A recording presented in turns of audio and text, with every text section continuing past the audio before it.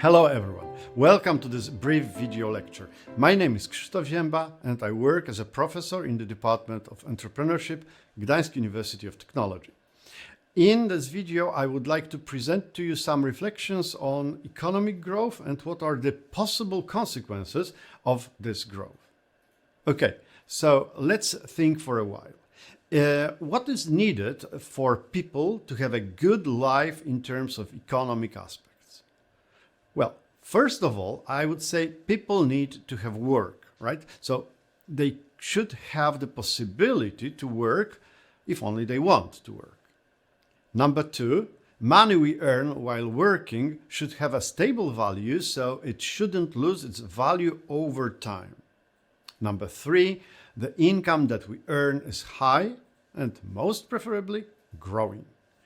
If those 3 points are actually a good description of a good life, then economists already have some answers, some proposals. First of all, people would have jobs if the unemployment rate is low. And by low, we mean typically from 4 to 6%. Secondly, money we earn has a stable value if the inflation rate is low. And low would usually means like 2% a year. This is low inflation, and this inflation keeps our income safe from losing its value. Relatively safe, let's say. Last but not least, if we want our society to have high incomes, then the gross domestic product that we generate in our economy should be high. If those incomes are supposed to be growing, then our gross domestic product should also be growing. How quickly? Well, 2 to 3% would be what we hope for. So, what is the gross domestic product and how does it contribute to our income? Gross domestic product is defined as the total value of all final goods and services produced domestically over a certain period of time, which is usually 1 year. What is produced in the economy creates income. Every production, everything that is sold creates income. Therefore, the value of gross domestic product can be associated with that total income for the whole society. Obviously, in various countries, the total income is divided among the members of the society in a different way, more equally or less equally. It depends on the country, on a specific situation of a country, on some specific policies that are used in this country, and so on and so forth. Economists like gross domestic product as this is a very convenient way of measuring the level of economic activity of a country. Why do we need such a synthetic measure of general economic activity? Well, first of all, this is because the government wants to design economic policies that should be aimed at improving the well-being of the society. For that, we need to know how the economy is doing right now. Secondly, we find gross domestic product as a useful tool to compare the level of well-being between different countries. This is obviously problematic because we need to account for different currencies, different price levels, and we need to overcome many problems in order to compare well-being between countries. Thirdly, gross domestic product is useful to trace the changes in the level of well-being over time. For those 3 reasons, we find gross domestic product is a very useful thing. But can we actually use gross domestic product in the future? Would it be a good measure for the future generations? Do you know the pin of the earth? Like, the personal identification number that we have for our bank cards, for instance. Do you know the pin of the Earth. It's actually very simple. It is 1114. How do we know? Well, have a look at both Americas. About 1 billion people living there. Look at Europe. Another nearly 1 billion people living in Europe. Look at Africa. Another billion. Finally, look at Asia. It's 4 billion already. 1114. That's the pin. And the global population of people is probably one of the greatest problems for using old ways of measuring economic activities with such huge emphasis on production. If we go back to the year when Jesus Christ was supposedly born, if we count people living on our planet at those times, we would count something like 250 million people. That is considerably less than the number of people currently living in the United States of America. The whole world versus the America today. And for hundreds of years, the number of people living on Earth was pretty stable. It took something like 1,500 years for the global population to double.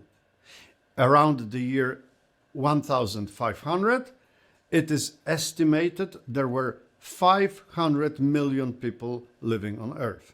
But then things got faster.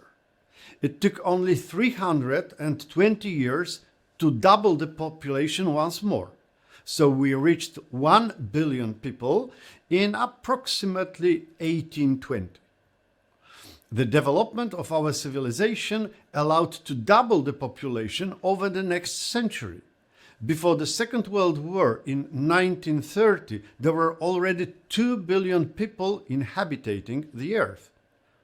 After 44 years, we doubled again to reach 4 billion in 1974.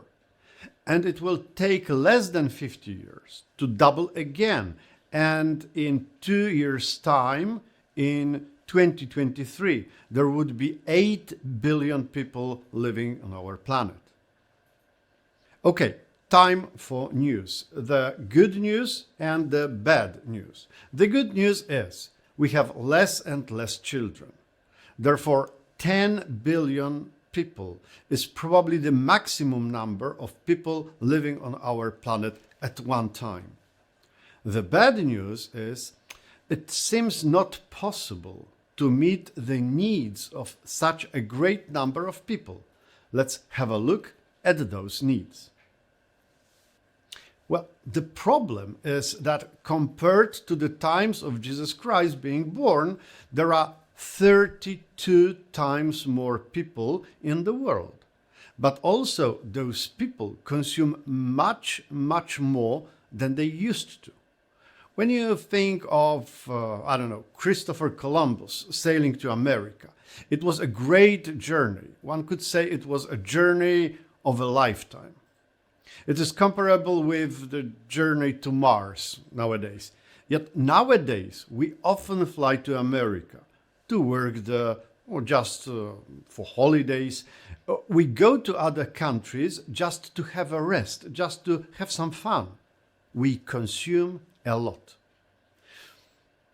Recently, in one of the high schools, I conducted a kind of a classroom experiment. I asked all the students to stand up.